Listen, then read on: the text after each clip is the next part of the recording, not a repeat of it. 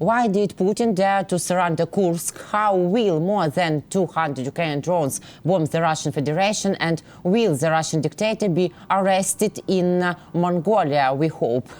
This and other topics we will discuss right now on our YouTube War and Politics 24. My name is Iryna Uzlova, and I'm happy to join our conversation, like usual, every week, Mykhailo Sheitelman, political strategist.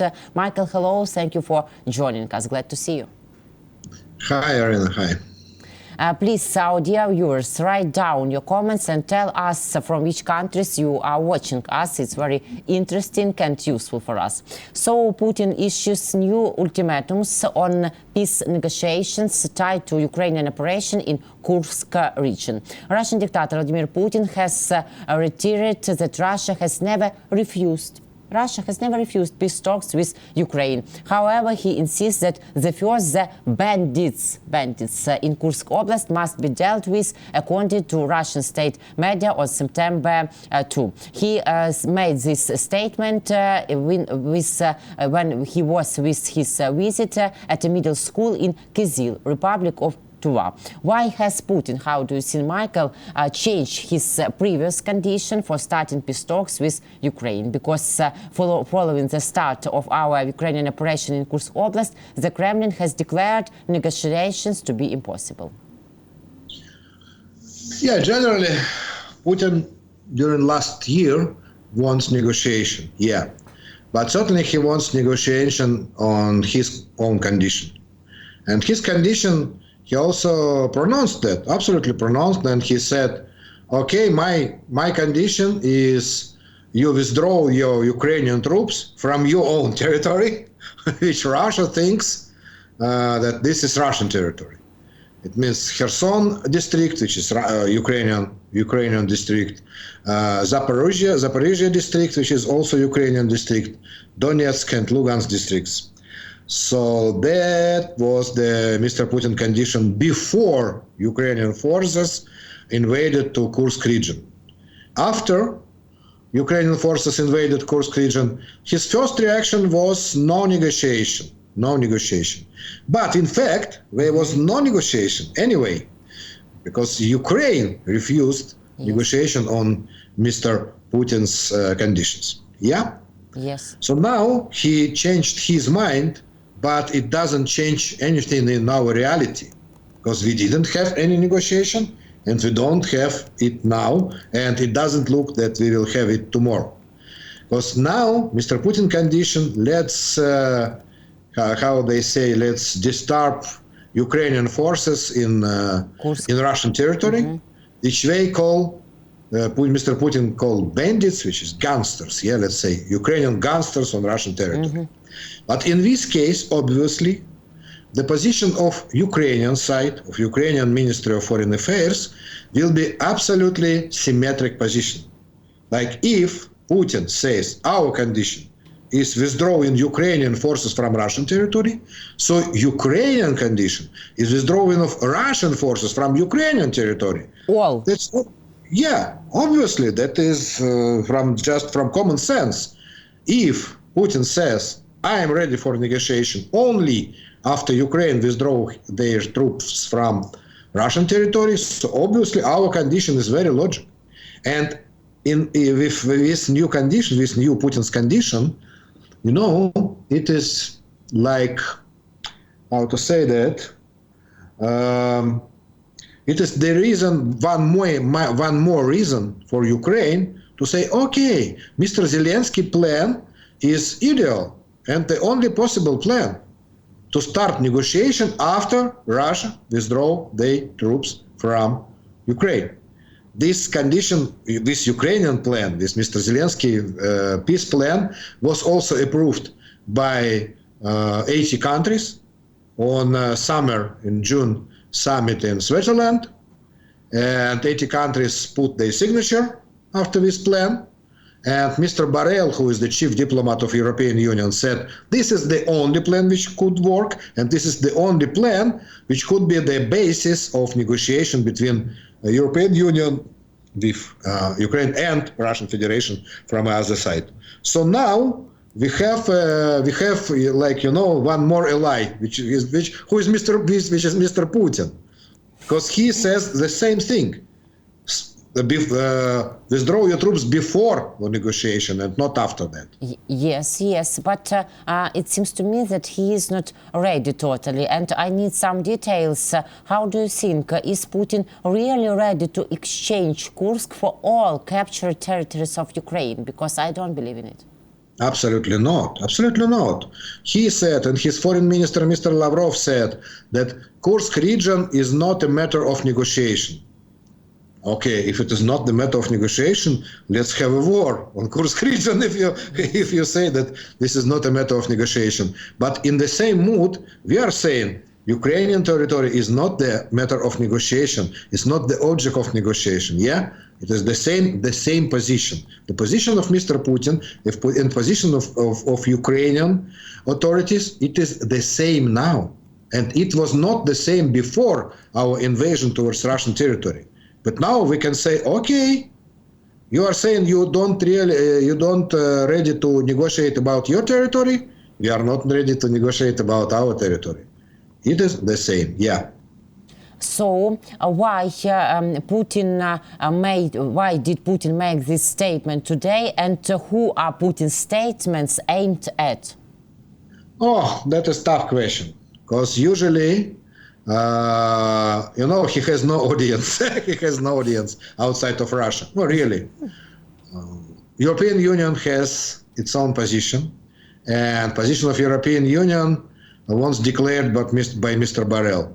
United States has also their own position, and this position is written down in the agreement, a security agreement between Ukraine and United States. And in this agreement, we could see that the only way to secure the security of Ukraine and European Union is to come back to the international recognized borders of Ukraine, which means to withdraw all the military forces of Russia from Ukrainian territory. So all Western countries, they insist on territorial integrity of Ukraine. And then Mr. Putin says, okay, I am not ready to territorial integrity of Ukraine, and I am not ready to discuss territorial integrity of Ukraine. So he has no partner for this negotiation. He has just no partner. So what is my belief personally? This is, let's say, my humble opinion, yeah.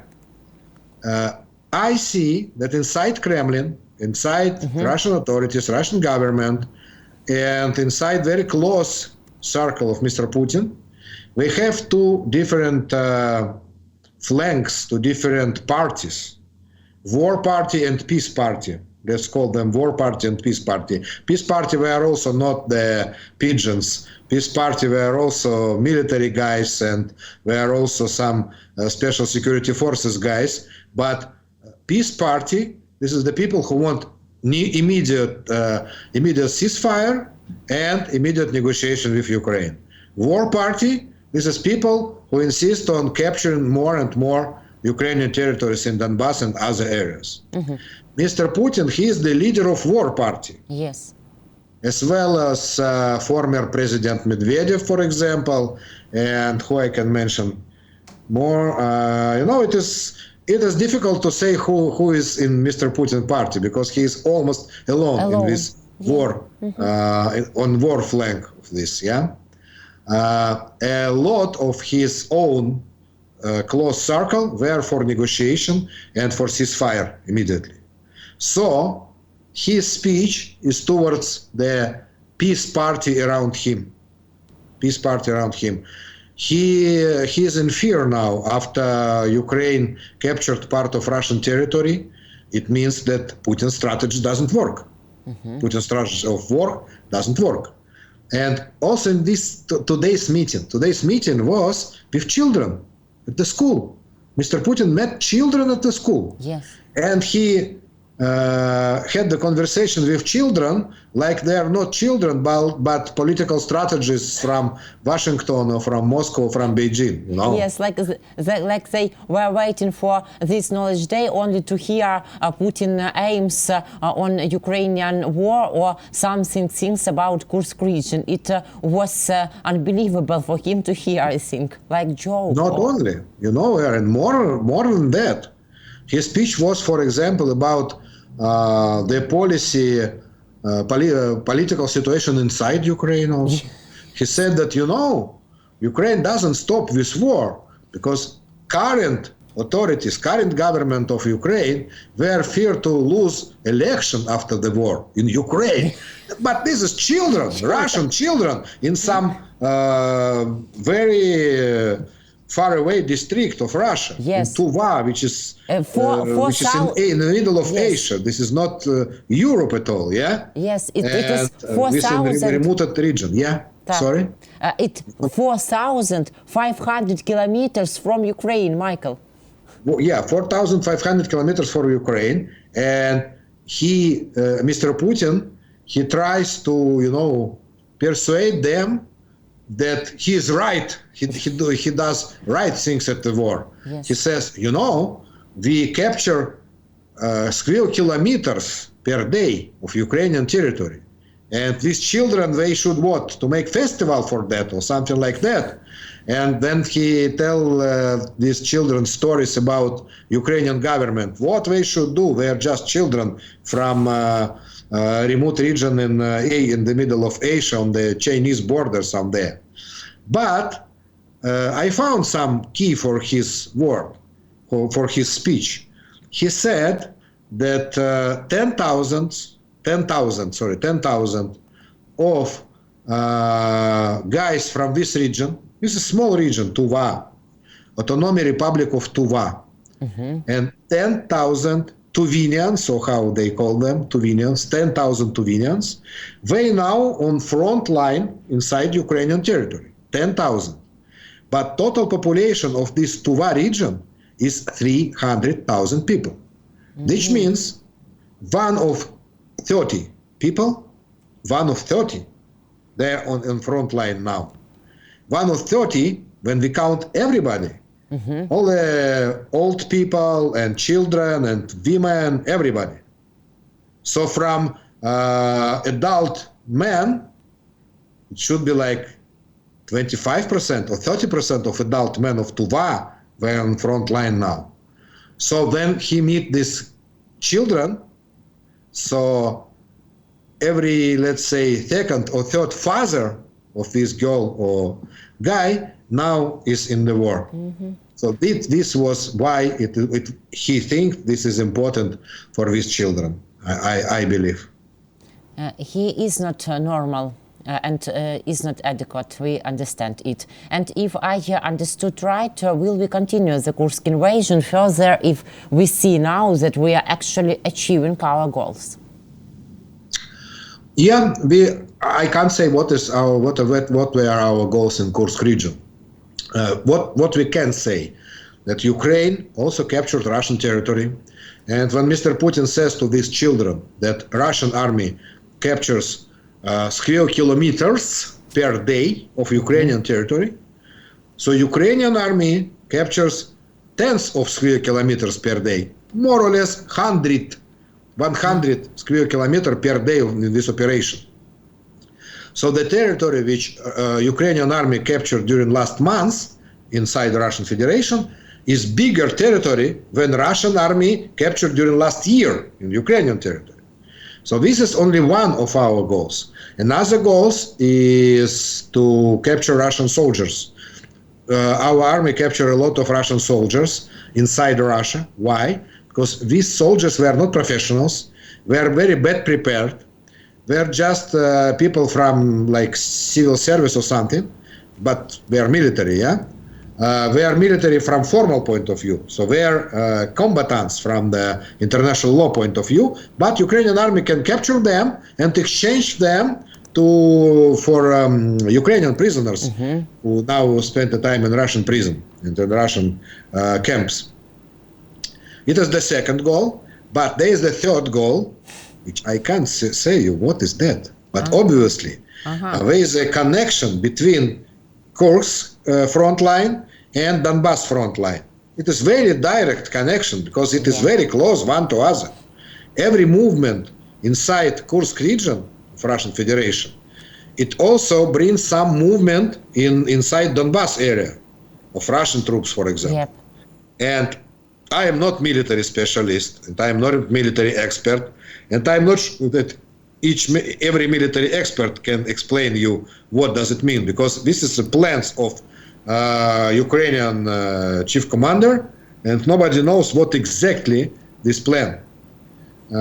Here it is, it is very big number of various, directions of this war now. I just can't know.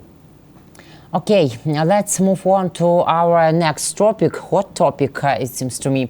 Almost 200 drones bombed Russia and Moscow this weekend. 13 and even more regions were attacked by Ukrainian drones. Oil refineries were burning, and some of them are burning still right now. Does this trend, Michael, how do you think, demonstrate that we can now deliver a symmetrical response to the enemy's bombing of our critical infrastructure and not only infrastructure? And how much do massive attacks on Russia increase the fear and panic of both Putin and the Russian people? For my sorrow, it is not symmetric answer. It only looks like, because we are using only drones, and these drones, last night from between Saturday and Sunday, Ukrainian army sent 150 drones towards Russian territory. Part of them towards Moscow, and one of drones also got to Moscow oil refinery, and it bombed oil refinery inside Moscow. So we have successes in this bombing, but still we are using only drones, and these drones that which are Ukrainian produced drones, they bring only, I don't know exactly, but it looks like 50 kilo of nitro. And big missile brings 1,000 kilo of nitro. So you can feel the difference. It is multiply 20 each. Russian missile, they have missiles with 500 kilo of nitro and 1,000 kilo of nitro. So Russian missiles, first of all, they just have more nitro, so they're more dangerous, and they bring more disturbs, and they bring more, let's say, fire, to Ukraine. That's first. Second, when we use only drones, so Russians, with the air forces, they can fall out, they can shut down 90% of our drones. We also can shut down 90% of their drones. This is symmetric situation, yes. But we don't have additional missiles. They use their drones just to overload our air defense system. And we also overload air defense system of Russia. But we don't have ballistic missiles, and we don't have cruise missiles to use at this time. If we have these missiles as addition, something addition, as some extra for these drones, so it will be symmetric. But Ukraine doesn't produce these missiles itself, and United States and Germany, they don't give us a permission to use their missiles inside Russian territory, for my sorrow. So this is the permission which we are waiting for. And it have to be my next question, so I ask you about it. Will the United States of America give us this permission to strike with long-range weapon at legitimate targets in the territory of the aggressor country, maybe as a result of our Ukrainian delegation's trip to Washington, D.C., to the United States? And what factor will be the key to making this decision now? it doesn't depend directly from delegations. Okay, our delegation has a plan, which is good news. At least. Our Ukrainian delegation has a plan, and which is very, very precise plan. It is just not just general plan or general asking, let us permission to use this weapon towards Russia. No, this time our army and our security forces prepared the list of targets on Russian territory. So we need permission for just concrete list of targets, which mostly they're airfields, maybe it is some bridges or something, and maybe some storage of weapon or something like that. So it is not just we use it where we want. We use it on the targets which were concluded with United States and with Pentagon, for example. This is good news. But let me guess that it is just wild guess, that the decision itself, which depends now only on one person, President Biden. Yes. This is personal decision of President Biden. And for example, Mr. Scholz, he can't make this decision himself. Obviously, we saw the same situation when we followed after the decision to give us tanks and to give us planes, for example. So Mr. Scholz can give this decision can make this decision only after Mr. Biden make this decision. So we are waiting for Mr. Biden decision. But Mr. Biden decision less depends on our plans and more depends on the situation inside the United States, situation in presidential race. What we have debates, for example, next week inside the United States between Kamala Harris and Donald Trump. And Kamala Harris and Donald Trump, they will bring their position about war in Ukraine. And Kamala Harris as a candidate for presidency, she should bring some position not only on paper, but also on practice, because she is now not only candidate, but she is also vice president. And she is not only vice president, but she is vice president who took a part in Munich Security Conference. She is vice president who took a part in peace summit in Switzerland. I mean, Ukrainian peace summit in Switzerland. So she has some role in this conflict also. Now, I mean, immediately. So this decision of Mr. Biden will very, very influence the rating of Kamala Harris and her position in this race. I can't give you the right answer. What is the right step to do to candidate Harris? To give a permission from Biden, I mean, or not to give a permission. But in headquarters of election campaign of Kamala Harris, they know the answer, not me, because they have opinion polls. They know they will. By the way, they will do the new opinion polls after the debates, and they will see if they need some strong steps and to give a permission to make a strikes towards Russian territory. It's a strong step, or maybe they just should to keep silence about that till November 5th, for example. So it is the general picture. I just can describe on what factors we depends, but I don't know exactly which answer could choose Mr. Biden.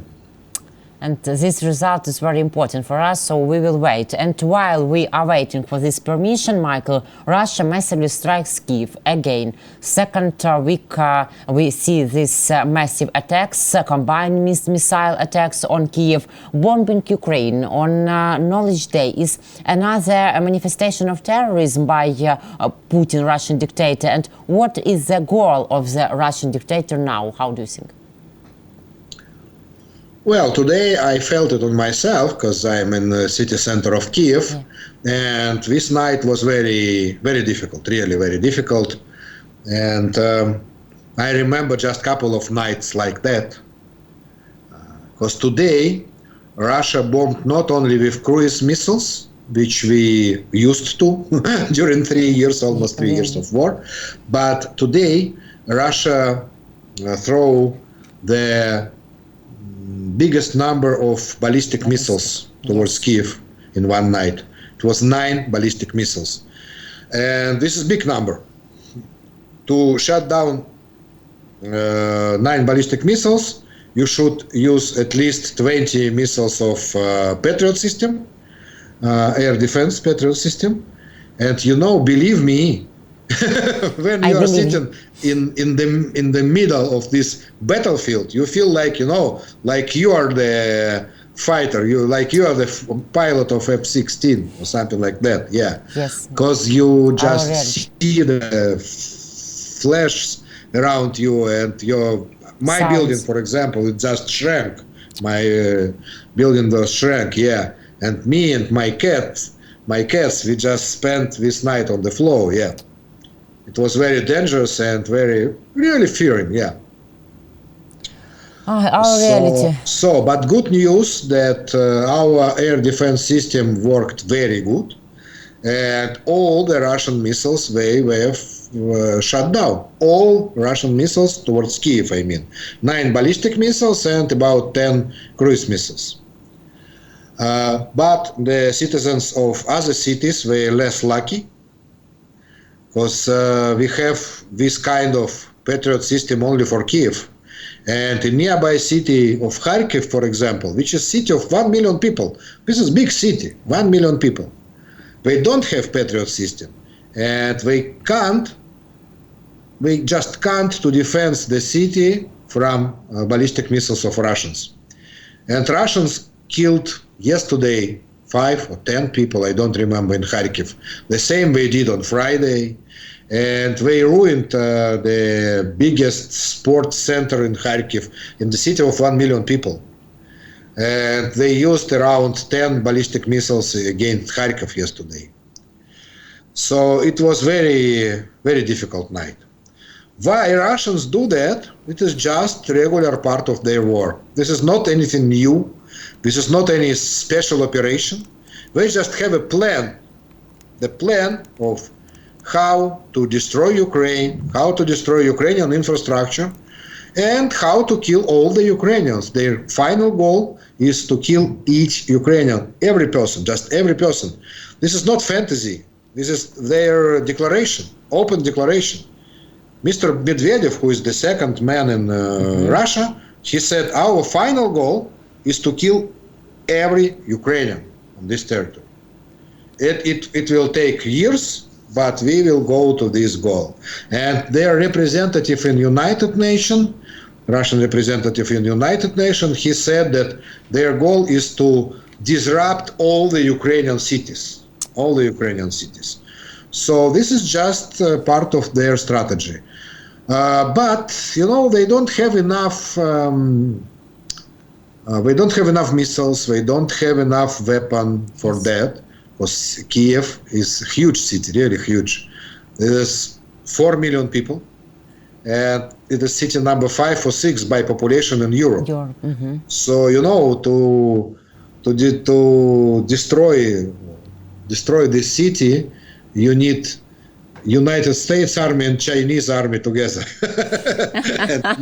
and not this Russian small and very small army. Yeah. Okay, Michael, thank you for this point. We know that everything in our world is salt and water, unfortunately. It's our realities too. And what did Putin promise to Mongolia, which he is visiting on September 3rd? Why won't Putin be arrested there? And does Putin demonstrate to the whole world with these trips that he simply spits on international law?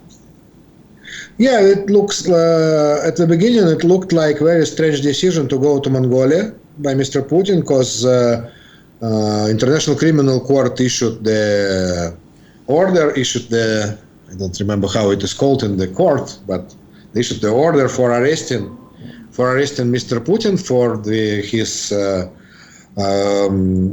as a war criminal. Yes. And in previous year, he didn't visit any country who is the member of International Criminal Court in Hague. But Mongolia, this is the first country which is a member of International Criminal Court in Hague, which Mr. Putin is ready to visit. I supposed that probably current Mongolian ruling party is corrupt by Russians. And I just brought this idea in my stream on my channel. I have my own channel in Russian language with 500,000 of subscribers. Yeah. So I brought this idea yesterday. And on my Russian speaking channel, I have the audience all over the world, all over the globe. So as a result, I received the lists, my emails from Mongolia, from Mongolian people. In Mongolia, a lot of people know Russian language. They studied that at the school as foreign language in Soviet time. So they brought me their answer for that, and they said, yes, you know, our government is corrupt by Russians, and Mongolia very depends on Russia from point of gasoline. So 100% of gasoline in Mongolia, it is Russian gasoline. And Russia, last year, they banned export of gasoline outside from Russia because they have lack of gasoline for their own needs, for their war, for example.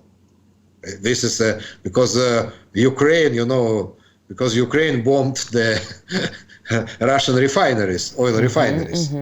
But they did the exception for Mongolia. So Russia continued to export gasoline to Mongolia. Second is energy, electricity. A big percentage, 70% or something like that, of electricity also produced in Russia and exported to Mongolia. So Mongolia depends on Russia. But Mongolia last years or last decades, they try to go out of Russian sphere of interest. At Soviet time, Mongolia was in fact part of Soviet Union. From formal point of view, it was independent state, but all of us knew that this is part of Soviet Union. But after Soviet Union collapsed, so Mongolia tried, as Central Asian countries all stands, to build the independent policy, and they brought Western companies to Mongolia and Chinese companies to Mongolia. But in couple of spheres, for example, they very depend on Russia. And also Russians, they can just bought politicians. They do that, you know, they do that all around the globe. So now they did that with Mongolia. And today, suddenly, Mr. Putin's visit started today, you know. Yes. Today is September 2nd. And it was planned for September 3rd. I believe that this is not occasionally. They did that before the date. For they didn't give a chance to European Union and to US and to international authorities to prepare for this visit, you know. Because also today, European Union, they sent the, I don't know how it is called, letter or something to Mongolian government, arrest Mr. Putin. You have to arrest him by the law, by international law. So after this visit, Mongolia could have international sanctions. Maybe because very Mongolia serious is a and member hard. of International Criminal Court. If they don't arrest Mr. Putin, they can have international sanctions. So I believe this visit will be very short. Let's check that. It will be very short because Putin, he is not a suicide guy and he doesn't want to go to the prison in Netherlands. Clearly. Michael, thank you very much for today's conversation. Thank you for your time, for your opinions. See you in a week. Goodbye. Thank you, Iryna. Bye. Bye. Mykhailo Sheitelman, political strategist. My name is Iryna Uzlova. Subscribe to our YouTube channels, please, to Mykhailo Sheitelman's YouTube channel, to our YouTube channel, War and Politics 24. And leave your comments, please, if you want. We will read and answer. Take care about yourself and believe in our armed forces of Ukraine. See you.